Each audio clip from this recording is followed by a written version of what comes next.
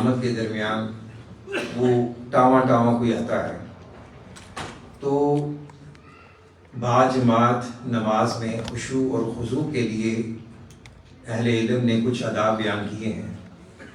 ان میں سے ایک اہم یہ ہے کہ نماز کی تیاری ذہنی، فکری اور عملی طور پر اذان سے پہلے ہونی چاہیے۔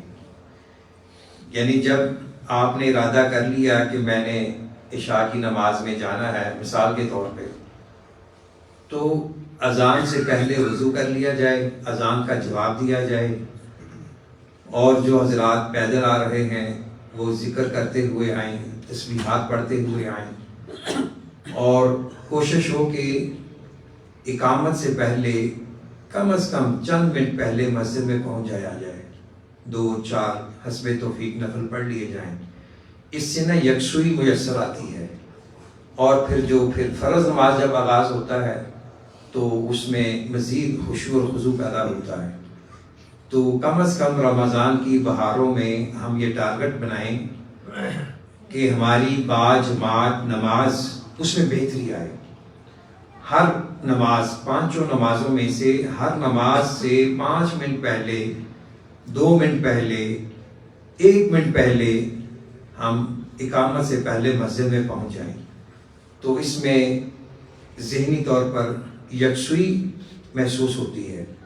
تو مجھے امید ہے کہ آپ انشاءاللہ اس بات کو فالو اپ کریں گے۔ یہ بات میرے سمیت تمام لوگوں کے لیے ہے، ایک دوسرے کی اصلاح ہونی چاہیے، اور باجماعت نماز سے پتہ چلتا ہے کہ اس کے اندر کتنا ذوق ہے اللہ سے ملنے کا اور اللہ کے لیے نماز پڑھنے کا، مسجد کا۔ تو آخری منٹوں میں بھاگے آنا اور سلام پھرتے ہی بھاگے نکل جانا، یہ آداب مسجد کے بھی منافی ہے۔ تو جو حضرات باجماعت نماز پڑھتے ہیں اللہ قبول فرمائے، ان سے گزارش کروں گا کہ کم از کم 2-3 منٹ، 1.5 منٹ تسبیحات پڑھ کر اٹھا کریں۔ یہ تسبیحات پڑھنا، اس سے بھی اللہ کا قرب حاصل ہوتا ہے۔ تو تسبیحات جو ہے میرے خیال میں اس میں 1.5 منٹ بھی نہیں لگتا ہوگا۔ تو اس کے بعد آپ نے تراویح پڑھنی ہے، تراویح پڑھیں، جانا ہے تو چلے جائیں۔ لیکن یہ ہے کہ آتے جاتے ہم نمازیوں کا خیال کریں، جو ہمارے پیچھے یا اس پڑوس میں نمازی جو بعد کی رکعتیں ادا کر رہے ہیں، ان کا بھی خیال کرنا چاہیے۔ نماز کے بارے ایک لطیفہ نما واقعہ شیئر کر دوں تاکہ بات کو سمجھنے سمجھانے میں سہولت ہو اور ہمیں عمل کی ترغیب ملے۔ ہمارے بڑے بھائی ہم زلف ہمارے فیصل آباد میں ماشاءاللہ وہ 9 بھائی ہیں، بال بچوں والے ہیں۔ ان کی رہائش گاہیں ایک ہی سیکٹر میں ہے، فیصل گارڈن میں۔ یہ جب وہ شروع وہاں شفٹ ہوئے، کوئی 15 سال پہلے کا واقعہ بتا رہا ہوں، تو انہوں نے اپنے رہائشوں کے ساتھ ہی مسجد بنائی ہوئی ہے، فیصل گارڈن مشہور علاقہ کنار روڈ پہ۔ تو ان کے ایک بڑے بھائی ماشاءاللہ عالم اسکالر ہیں، انہوں نے یہ پلان کیا کہ جس گھر کے بچے صبح کی نماز فجر کی باجماعت میں شرکت نہیں کریں گے، باقی ساری فیملی مل کے ان کے گھر جا کے ناشتہ کریں گے۔ یعنی جس فیملی کا بچہ نماز سے غیر حاضر ہو گیا تو ناشتہ ان کو پڑ جائے گا۔ تو وہ اس کا یہ اثر ہوا کہ سب فیملی نے اپنے بچوں کو اٹھا کے بھیج دیں، چلو بھائی ورنہ ناشتہ پڑ جائے گا۔ تو اس طرح کی ترغیبات دینی چاہیے، یہ تربیت ہے، اور ہم خود بھی باجماعت نماز کا احساس کریں۔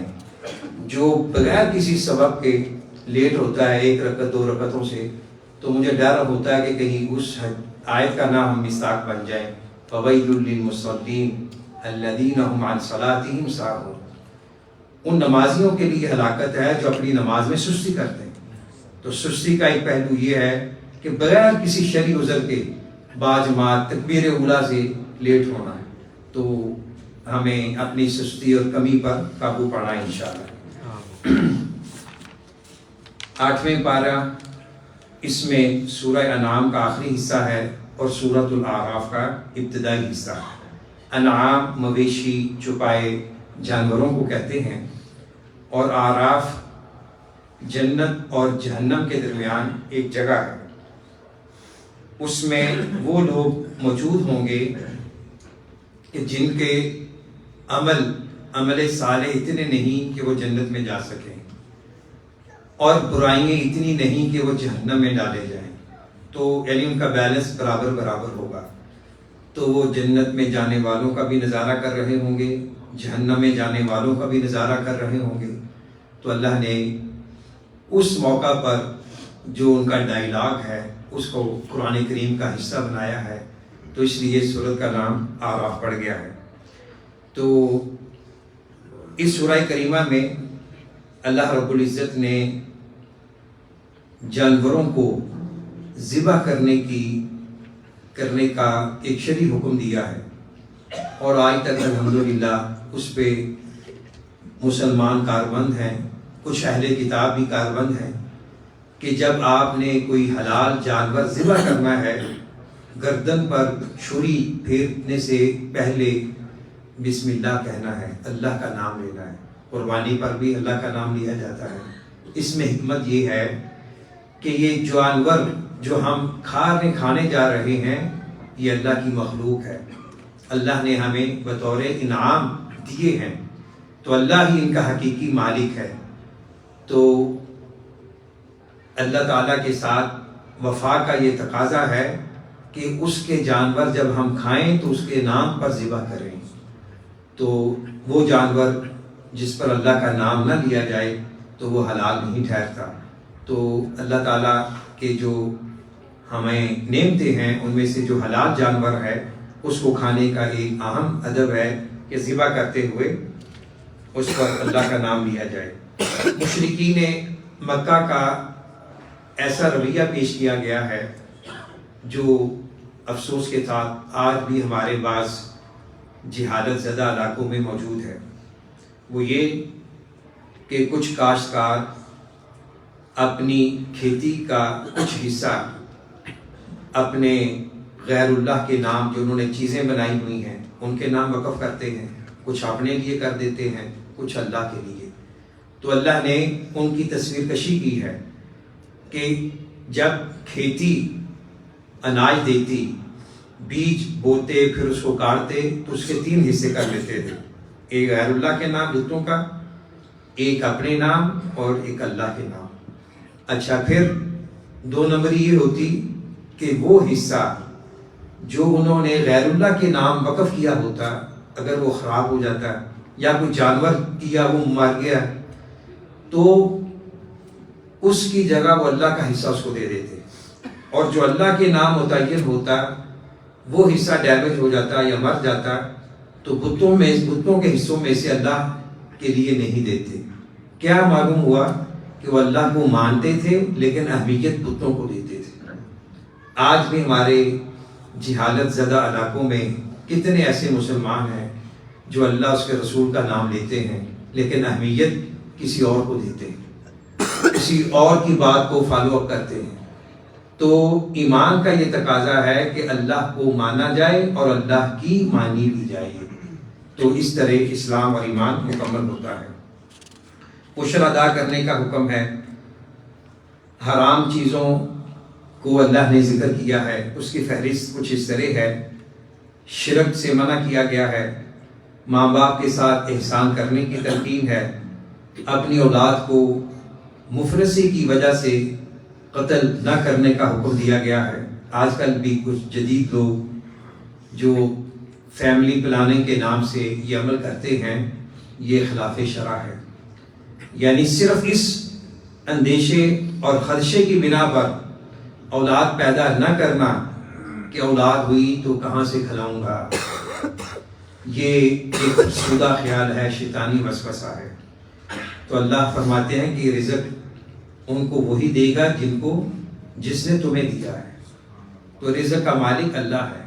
تو اس وجہ سے، اس ڈر سے اولاد پیدا نہ کرنے کی پلاننگ کرنا یہ گناہ کبیرہ ہے۔ ظاہری اور چھپی ہوئی بے حیائیوں کو قریب نہ جاؤ، کسی کو ناحق قتل نہ کرو، یتیم کے مال کے قریب نہ جاؤ، قرآن کریم کے متعدد مقامات میں یتیم کے حقوق کو تحفظ دیا گیا ہے۔ یتیم کا مال کھانا ایسے ہی ہے جیسا اپنی پیٹ میں آگ بھرنا ہے۔ یتیم کے سر پر دست شفقت رکھنی چاہیے، نہ کہ اس کا مال ہیلوں بہانوں سے ہڑپ کیا جائے۔ ماپ اور تول انصاف کے ساتھ پورا ہونا چاہیے، بات ٹو دی پوائنٹ ہو اور حقیقت کے واقعہ کے مطابق ہو، اللہ کے عہد کو پورا کیا جائے۔ اسلام کے علاوہ کسی دوسرے راستے کی اتباع کی ممانعت ہے۔ وَأَنَّ هَذَا صِرَاطِي مُسْتَقِيمًا فَاتَّبِعُوهُ وَلَا تَتَّبِعُوا السُّبُلَ فَتَفَرَّقَ بِكُمْ عَنْ سَبِيلِهِ ذَلِكُمْ وَصَّاكُمْ بِهِ لَعَلَّكُمْ تَتَّقُونَ۔ اس کا مفہوم یہی ہے کہ جو قرآن و سنت کا راستہ ہے وہی صراط مستقیم ہے، اور جو اس کے علاوہ راستے ہیں وہ پک ڈنڈیے ہیں، اور جو انسان اصل ٹریک سے نیچے اتر گیا تو وہ گمراہی کی طرف چلا جائے گا۔ نیکیوں کا اجر 10 گنا ہے۔ یہ امت محمدیہ علی صاحبہ افضل الصلاۃ و ازکی التسلیم اس کی خصوصیات میں سے ہے۔ اگر کوئی مسلمان ایک نیکی کرتا ہے، ایک عمل کرتا ہے تو اسے 10 گنا ثواب ملتا ہے، جبکہ برائی کرے گا تو 1 گنا ملے گا۔ تو یہ اللہ کا فضل اور احسان ہے۔ برائی چھوڑنے والے اس کے 3 درجات ہیں۔ نمبر 1، کبھی تو وہ اسے اللہ کی خاطر چھوڑ دیتا ہے تو اس پر نیکی لکھی جاتی ہے، یعنی ایک شخص نے برائی کا ارادہ کیا لیکن اللہ کا خوف آ گیا، تقوی آ گیا، چھوڑ دیا، تو اس برائی کے ارادے پر عمل نہ کرنے پر بھی اسے ثواب ملے گا۔ نمبر 2، کہ وہ بھول کی وجہ سے یا غفلت کی وجہ سے نہیں کر سکا تو اس پر نہ اسے ثواب ہوگا نہ گناہ ہوگا۔ نمبر 3، کہ اس نے کوشش کی ہے برائی کرنے کی ہر ممکن، اس نے وسائل اختیار کیے ہیں لیکن آگے سے کوئی رکاوٹ آ گئی، وہ نہیں کر سکا، تو پھر اس ارادے پر اسے ایک برائی کے برابر گناہ ملے گا۔ یہ حدیث کا خلاصہ ہے۔ مسلمان کی زندگی اور زندگی میں جو کچھ اس کی سرگرمیاں ہیں، صلاحیتیں ہیں، وہ اللہ کے لیے ہونی چاہیے۔ قُلْ إِنَّ صَلَاتِي وَنُسُكِي وَمَحْيَايَ وَمَمَاتِي لِلَّهِ رَبِّ الْعَالَمِينَ۔ یہ بڑی جامع آیت ہے۔ اگر ہم اپنے سارے معاملات، تصرفات، ترجیحات کو اللہ کے ساتھ قائم کر لیں تو انشاءاللہ ساری زندگی عبادت بن جائے گی۔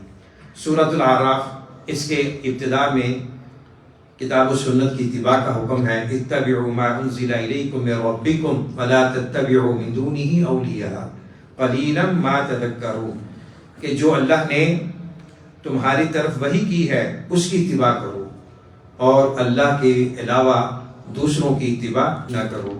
قرآن کریم کے کئی مقامات پر اس مفہوم کو ادا کیا گیا۔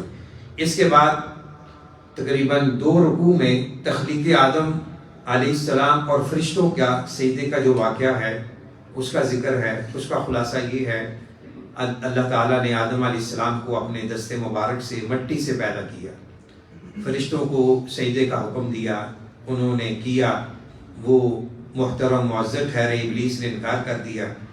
تو ابلیس نے انکار کی وجہ یہ بتلائی کہ یہ مٹی سے پیدا ہوا ہے اور مجھے آگ سے پیدا کیا ہے، تو مٹی کا خاصہ ہے نیچے بیٹھنا اور آگ اوپر جاتی ہے، تو میں اس کو سیدھا کیوں کروں؟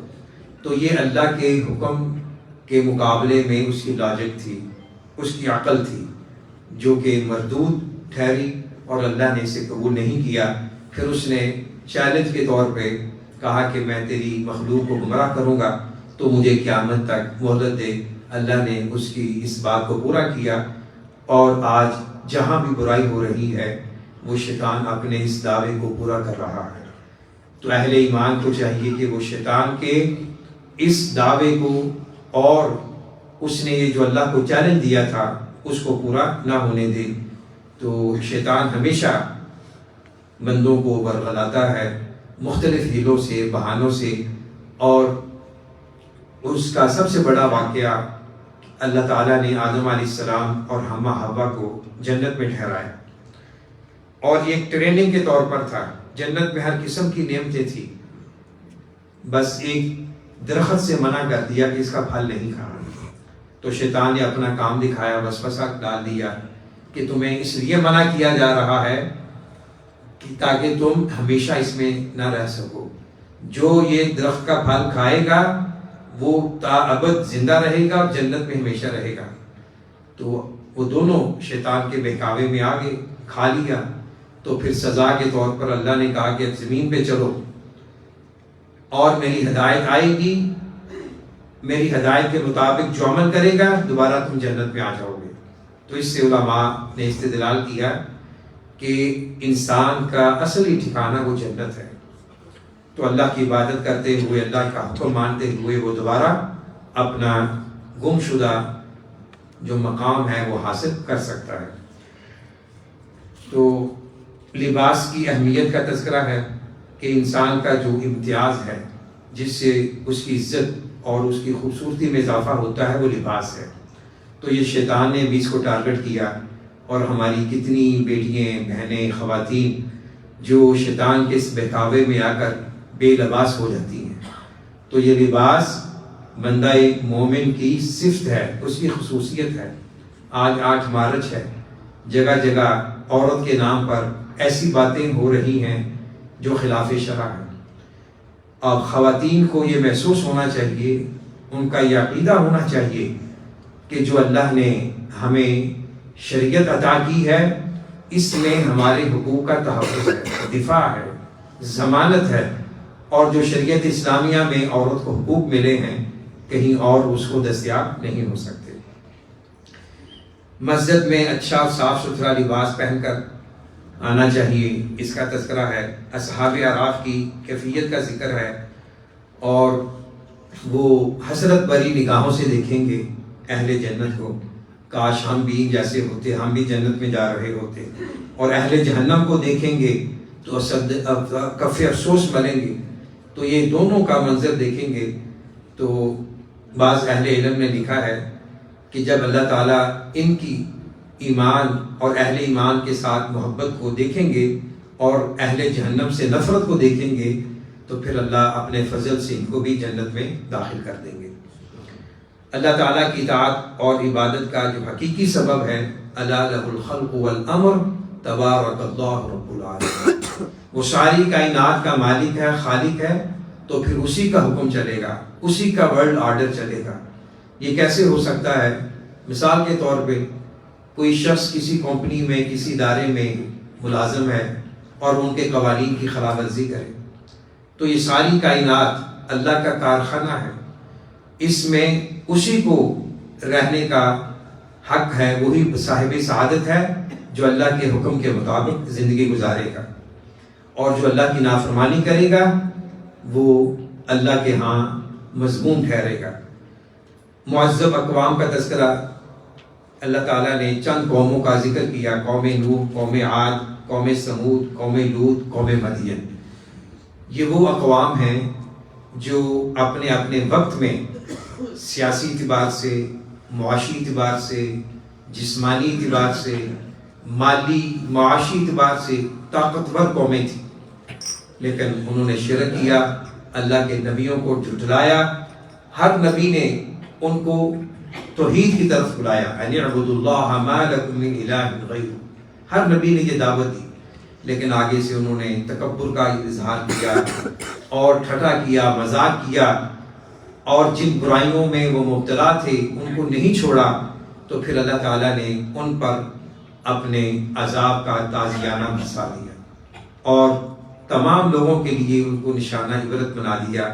اس میں ہمارے لیے اور اس وقت کے جو قریش مکہ تھے جن کے ماحول میں یہ آیات نازل ہوئیں، ان کے لیے درس تھا کہ دیکھو تم سے بڑی بڑی طاقتور قوموں کو ہم نے ان کے شرک، کفر، گناہوں کی پاداش میں تباہ و برباد کر دیا، تو اگر تم باز نہ آئے تو پھر اللہ تمہیں بھی ایسے برباد کر سکتا ہے۔ قرآن کریم میں جو گزشتہ اقوام کے ذکر ہوا ہے، اس کے اہم اسباب میں سے ایک سبب یہی ہے بیان کرنے کا، تاکہ لوگ عبرت حاصل کریں۔ ہمارے ایک دوست تھے افریقی ملک کے، انہوں نے ایک اہم مقالہ لکھا، پی ایچ ڈی کا، تو اس کا عنوان تھا اسباب ہلاک الامم السالفہ کما وردت فی القرآن الکریم۔ قرآن کریم میں گزشتہ اقوام کی ہلاکت کے اسباب، تو عربی میں وہ مقالہ ہے، بڑا عمدہ ہے۔ اس میں سر فہرست کفر ہے، شرک ہے، تکبر ہے، جھوٹ ہے، خیانت ہے، حقوق انسانیت کی پائمالی ہے۔ تو یہ وہ اسباب ہیں جن سے اللہ تعالیٰ کا عمومی اور اجتماعی عذاب آتا ہے۔ ہمیشہ یہ دعا کرنی چاہیے، اللہم لا تقتلنا بغضبک ولا تہلکنا بعذابک وعافنا قبل ذلک۔ اللہ تعالیٰ ہمیں ہر قسم کی آفات سے، مصیبتوں سے اور عذابوں سے محفوظ فرمائے۔ وآخر دعوانا الحمدللہ۔